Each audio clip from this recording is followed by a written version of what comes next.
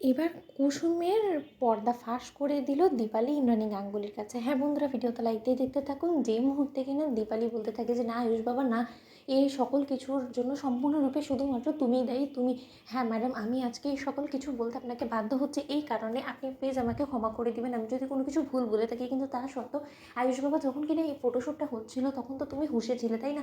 কুসুম না হয় বেহুশ হয়ে গিয়েছিল, কিন্তু তুমি তো হুঁশে ছিলে। কিন্তু হুঁশে থাকা সত্ত্বেও তুমি এরকম একটা ছেলে খেলা বিয়ে নিয়ে কী করে করতে পারলে বলো তো? যেখানে কিনা রাতুলকে পাওয়া যাচ্ছিল না সেখানেই তুমি গোটা জিনিসটা থামিয়ে দিতে, তাহলে তার এরকম একটা বড় অশান্তির সৃষ্টি হতো না, এত দিন ধরে এত কিছু রহস্য জমে থাকতো না, এবং কুসুমের জীবনটাকে নিয়েও এত বড় একটা ছেলে খেলা করা হতো না।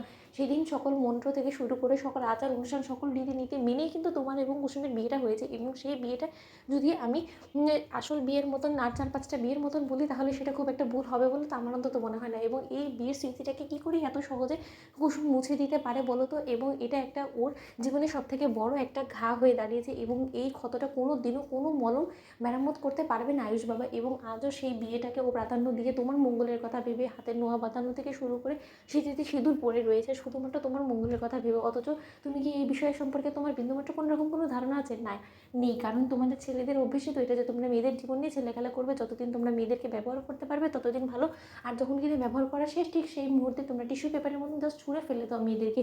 এবার বুঝতে পেরেছো যে কুসুমের জীবন নিয়ে ছেলে খেলা করা থেকে শুরু করে কুসুমের জন্য আজকে রাতুলের জীবন নষ্ট হওয়া, এত কিছু হওয়া, সবটার পেছনে আয়ুষ বাবা শুধুমাত্র তুমি দেয়, শুধুমাত্র তুমি। ঠিক সেই মুহূর্তে মীনাকে যখন বলতে থাকে যে এই দীপালি, তুমি কিন্তু ভুলে যাও না যে তুমি সামান্য একটা স্টাফ ছাড়া কোনো কিছু না, তার সত্ত্বেও তুমি গাঙ্গুলি বাড়ির ছেলে, গাঙ্গুলি গ্রুপ অফ কোম্পানিজের সিইওর দিকে কী করে আঙুল তুলো বলো তো? এবং তোমাদের নিয়ে কি দুধে দেওয়া তুলসী পাতা যে এরকম একটা শ্যুটকে, যেখানে কিনা ওকে আগেই বলা হয়েছিল যে এটা শুধুমাত্র একটা ফটোশ্যুট ছাড়া কোনো কিছু নেই, সেই শ্যুটটাকে ও যদি বাস্তবতা ভেবে নিয়ে বসে থাকে তাহলে তো এটা রীতিমতো ওর পাগলামো ছাড়া কোনো কিছু নেই। এই কথা না তুমি কারো কাছে খাটাতে পারবে না। তার থেকে বরঞ্চ ঝেড়ে কাশো না, এটা বলো না যে তোমাদের মেয়ের দুশ্চরিত্র, চরিত্রহীন, ওর চরিত্রে কোনো রকম কোনো দোষ আছে।